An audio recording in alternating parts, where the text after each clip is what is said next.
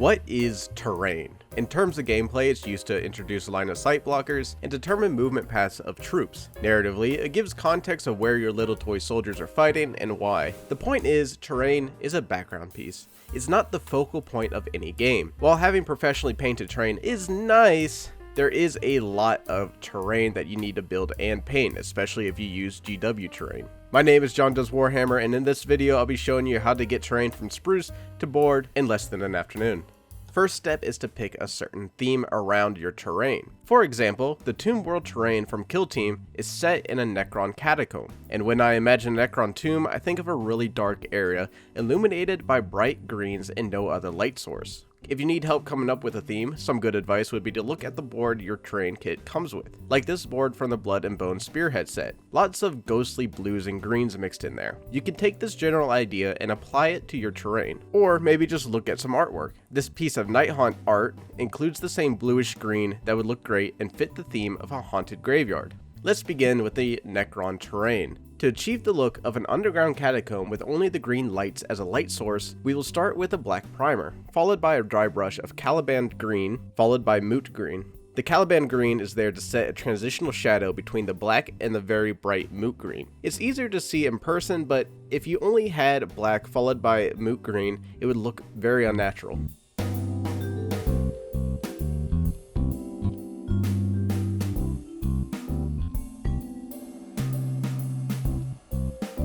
Once you completely cover the piece, get a smaller dry brush and load it up with Moot green.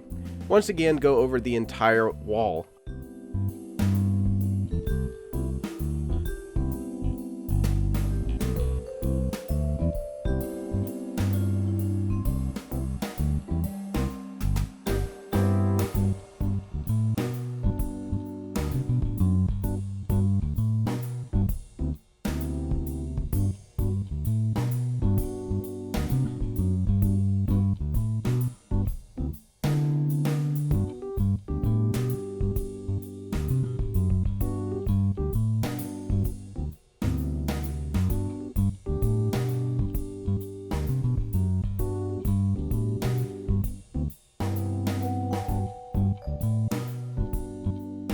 I also decided to focus on what I assume are the actual lights.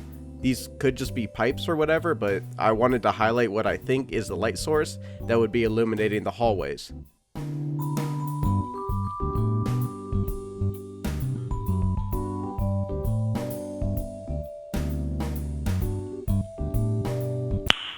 Nice. The raw footage for this is only 8 minutes and 50 seconds, so if you use this method, you could finish the entire box set in less than an hour or two. For our next example, I'll be painting a wall from the Blood and Sand Spearhead box. I wanted to keep the theme of a foggy, haunted graveyard, maybe with like magical whatever floating around, so I opted for a greenish blue color scheme. To start off our color scheme, we'll be using Stegodon Scale Green. This is a great paint that is mostly blue, but does have a slight greenish hue to it.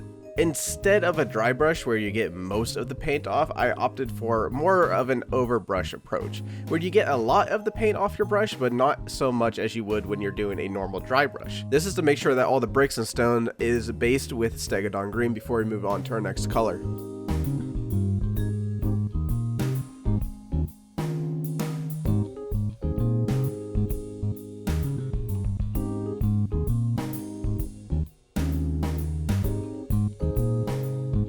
Next, to highlight everything, we'll be using Lothern Blue. We want to be careful about how we apply this. We want to paint straight down but not back up. This gives the illusion that something from above is shining down onto the wall, maybe like the moon or something.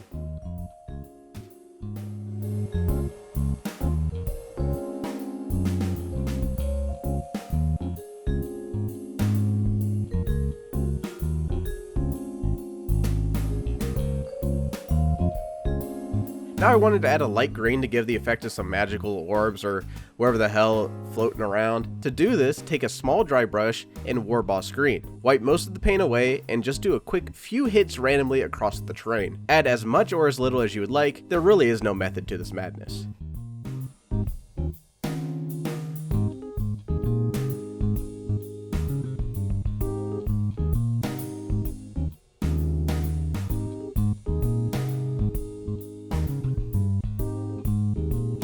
Now, it's not entirely necessary, but I decided to pick out 2 details for this terrain: the bones and the candles. For both, we'll be using Ushabti bone, but you can use any bone color. I'm not really worried about covering the entire detail here. It's more about speed, and leaving some of that bluish green on the corners of the skulls really sells the idea of shadows.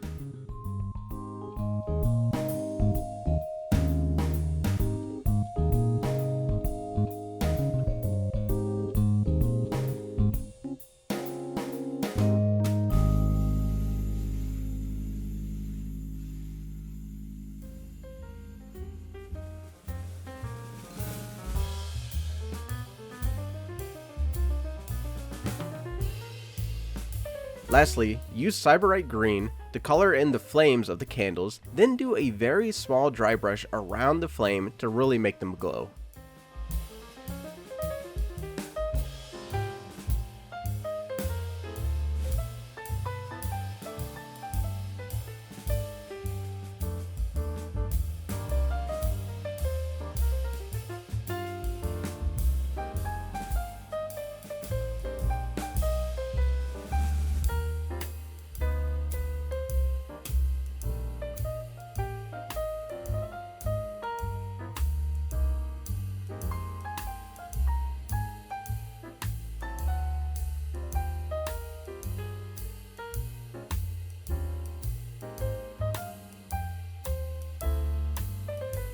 And that's it. 2 examples of how to paint terrain quick and easy.